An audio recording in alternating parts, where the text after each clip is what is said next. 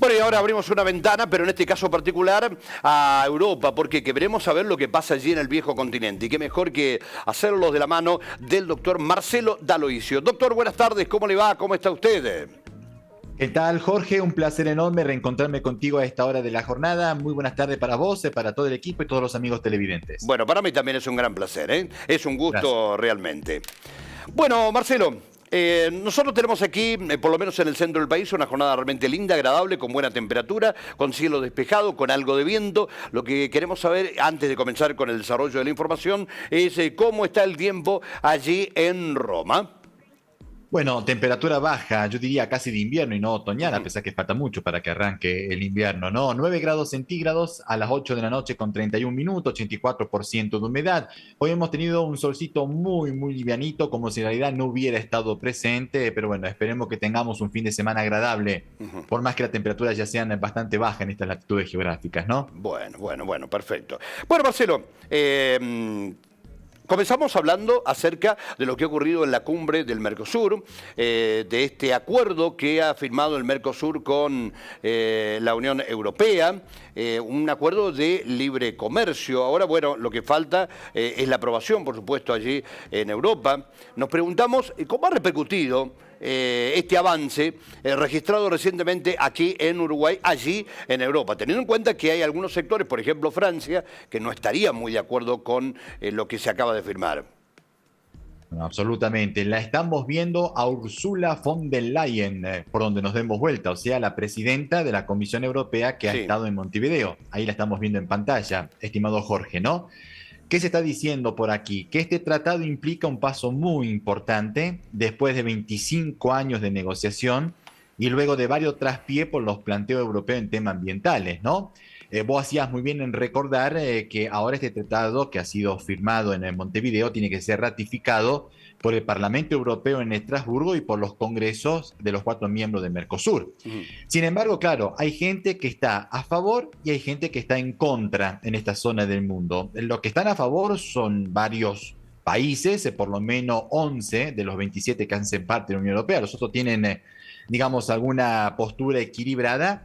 Pero esta señora que nosotros estamos viendo en pantalla, Ursula von der Leyen, con este trajecito azul, con este saco azul que tiene Sí, puesto encima, sí. dijo que este acuerdo es muy beneficioso y que asegura el respeto del patrimonio ambiental del Mercosur, Jorge, Ujú. la facilitación de las inversiones europeas, dado que a partir de ahora habrá aranceles reducidos y procesos aduaneros más sencillos, ¿no es cierto? Y asegura salvaguardas, dijo ella, robustas, contundentes para proteger a los productores agropecuarios europeos, que recordemos, vos te acordarás perfectamente bien, mejor que yo, que salieron a la calle estos últimos Sí. con sus tractores haciendo piquete para protestar en estos últimos meses contra este tratado de libre comercio.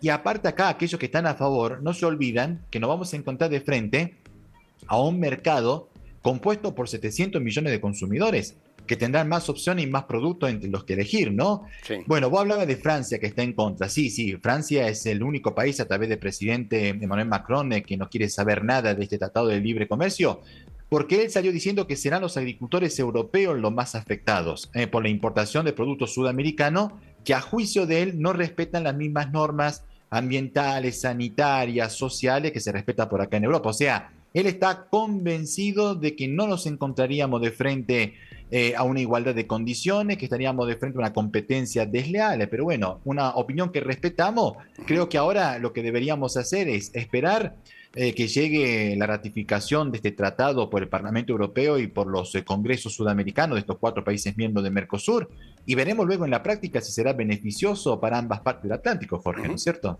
Claro, uno se pregunta realmente si acaso es este el motivo por el cual, ¿no? El presidente del gobierno francés se está oponiendo a este acuerdo, o acaso es demasiado importante, demasiado grande realmente la presión interna que tiene, por lo menos de algunos sectores, para que esto no ocurra. Recordemos, por ejemplo, que una cadena muy importante de supermercados hace algunos Sí. días dispuso no vender carne que tenga su origen en Latinoamérica como una forma de proteger a los productores franceses, ¿no? Sí, específicamente carne brasileña, Sí, digamos, ¿no es cierto? sí. Una famosa empresa de grande superficie que comienza con la letra C. Sí. Y después, bueno, el administrador pidió disculpa con una carta al ministro de Agricultura que tiene el gobierno de Lula da Silva.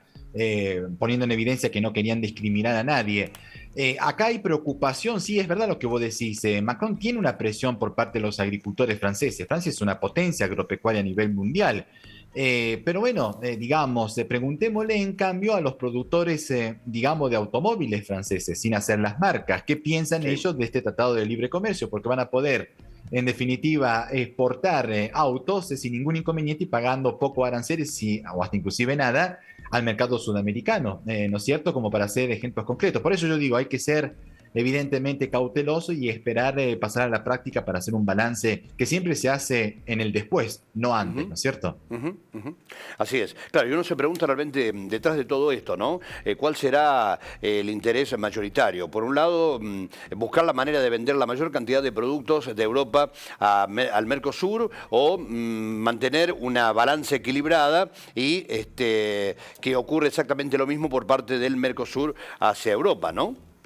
Mira, Jorge, hay un tratado de libre comercio que la Unión Europea ya ha firmado con Canadá y ninguna de las dos partes se queja. Claro. Al contrario, ¿no es cierto? Hay muy buenas repercusiones, ¿no? Pero ¿sabes por qué motivo la mayoría de los países de la Unión Europea estaban a toda costa con esa gana enorme de llegar a este tratado de libre comercio con el Mercosur? Sí, Para cerrarle la puerta en la cara a los chinos. Acá en Europa siempre dijeron lo mismo, o nos movemos nosotros antes o serán los chinos que van a ocupar nuestro lugar en América Latina. claro, claro.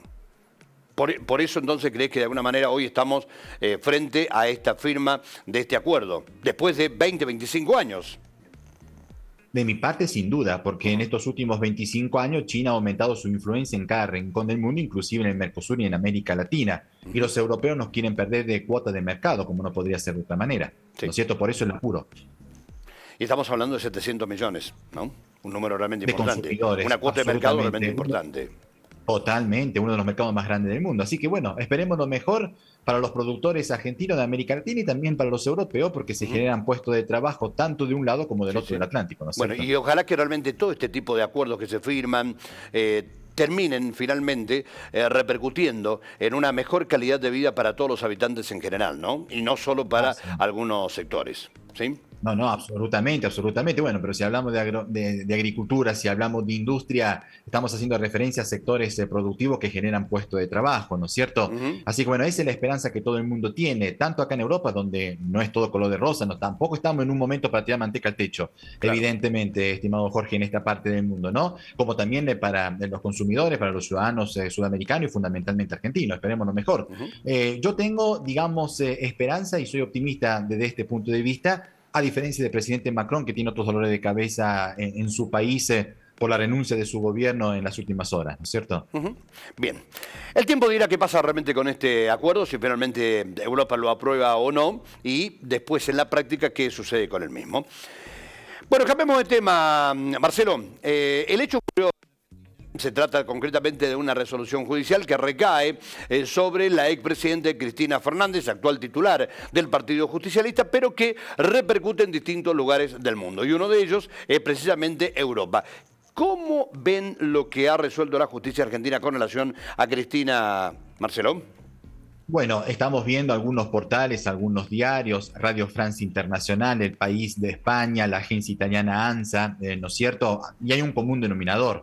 Todos los medios destacan de que la máxima instancia judicial argentina resolvió que la expresidente de la Nación, estimado Jorge, estimados amigos, deberá enfrentar ahora un juicio por encubrimiento de los responsables iraníes del atentado contra la AMIA, ¿no? Ujú. Y por aquí también ponen en evidencia de que ese memorándum de entendimiento con Irán, recordarán ustedes que fue firmado en el 2013 por el gobierno de Cristina Kirchner, contemplaba la creación de una comisión para analizar la causa y la posibilidad de interrogar a estos iraníes sospechosos del atentado que están siendo buscados por Interpol, entre paréntesis, ¿no? Ujú. Y ponen de relieve, por último, estos medios que aunque el Congreso argentino había aprobado ese pacto en aquel entonces, el fiscal Alberto Nisman, apoyándose en escuchas telefónicas, como ustedes saben, a la perfección sobre los acusados, aseguró que se trataba de una maniobra para encubrir efectivamente este atentado, que permitiría dejar sin efecto los pedidos de captura de estos ciudadanos iraníes, ¿no? Y viste, acá los colegas europeos, a través de estos medios que veíamos recién en pantalla, les refrescan la memoria a los lectores europeos y recuerdan que después este fiscal apareció muerto con un disparo en la cabeza un día antes de declarar en el Congreso, ¿no? Por último, eso sí, se recuerda por acá de que la justicia argentina ya había determinado, Jorge, como los amigos televidentes recordarán, de que los atentados a la AMIA y a la Embajada de Israel también en el 92, no nos olvidemos de este segundo atentado, que fue el primero, si vamos a ver el caso, fueron ordenados por la República Islámica de Irán en un fallo considerado histórico por la comunidad judía, que es considerable en nuestra patria, en nuestra República Argentina. Así que, como verán los amigos televidentes, se habló muchísimo de este fallo de la Corte Suprema de Cristina Fernández de Kirchner, en la cual estamos viendo por donde nos damos vuelta por acá en Europa, como lo vemos a Javier Milei también aquí todos los días, ¿no es cierto?, en los medios europeos. Que próximamente va a viajar allí a Italia. Sí, absolutamente. Tendrá un cara a cara con Giorgia Meloni. No mañana sábado, sino el sábado próximo, 14. Tendrá un encuentro aquí en Roma con la jefa derechista del gobierno italiano a las 3:15 de la tarde, y al día siguiente va a estar participando de un evento de las juventudes del partido oficialista que tenemos acá, que fue fundado por Giorgia Meloni en Italia, ¿no es cierto? Para luego regresar a la Argentina y volver a tenerlo aquí, digamos, en Suiza, en Davos, por el Foro Económico Mundial, ¿no es cierto? Hay mucha expectativa también respecto a su presencia, dado que fue protagonista en la edición del año pasado, vos recordarás, Jorge, ¿no?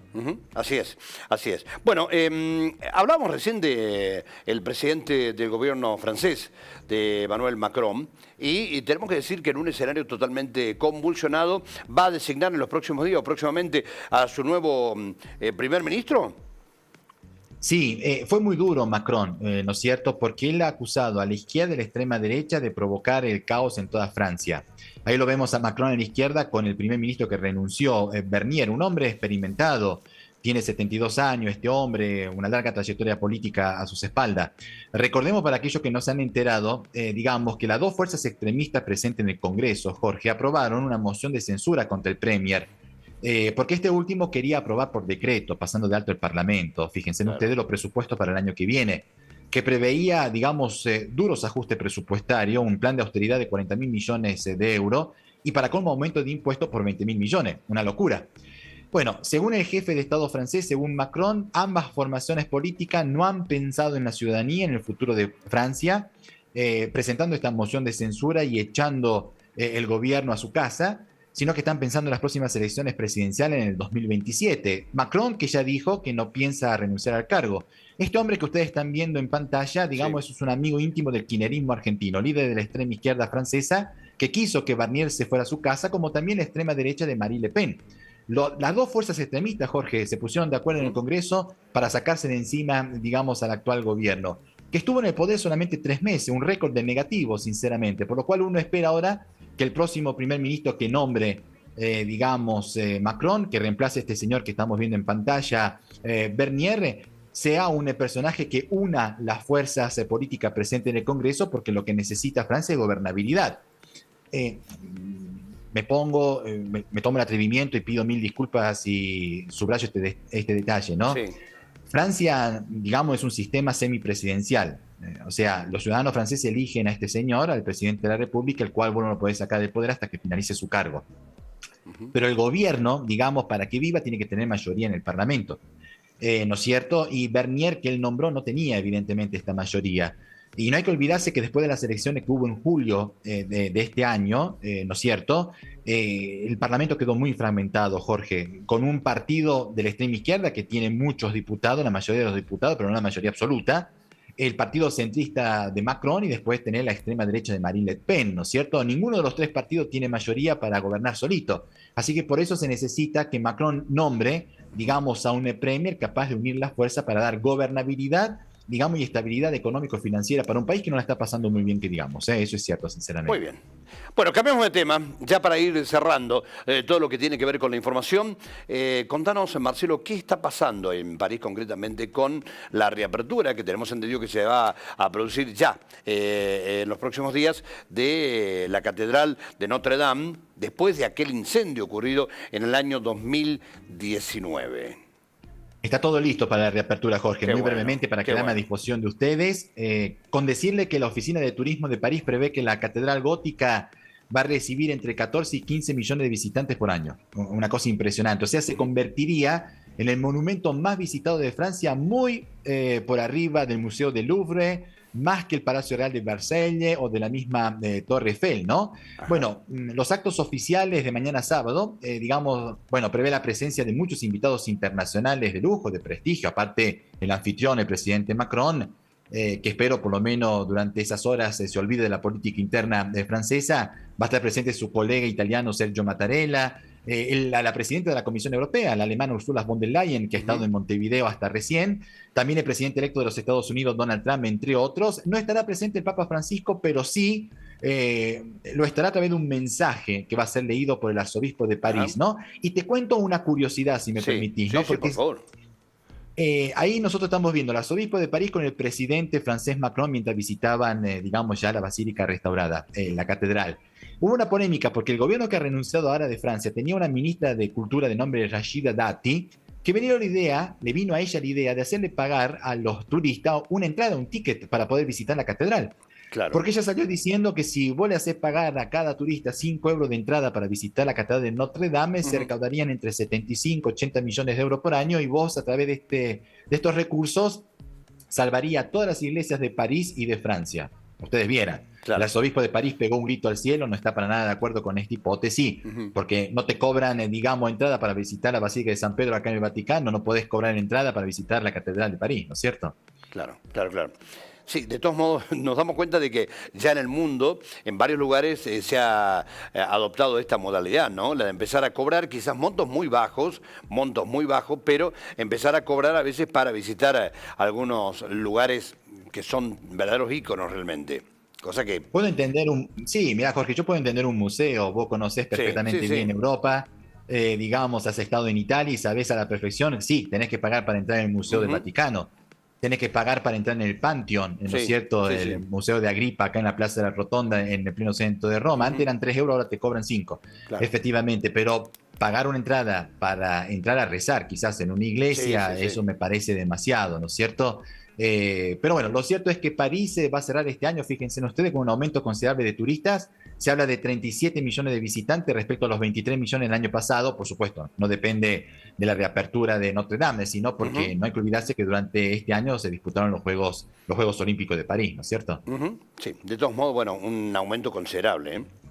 Sí, absolutamente. Bienvenido para todos aquellos que trabajan en esta industria sin chimenea, que genera siempre tantos puestos genuinos de trabajo, ¿no? Sí, realmente, qué bueno, qué bueno. Bueno, cerramos el capítulo informativo, ¿te parece? Con mucho gusto. Pero señor, es viernes y nosotros estamos esperando este momento realmente con muchas ansias para saber con qué nos va a sorprender hoy, qué nos ha preparado para hoy en materia...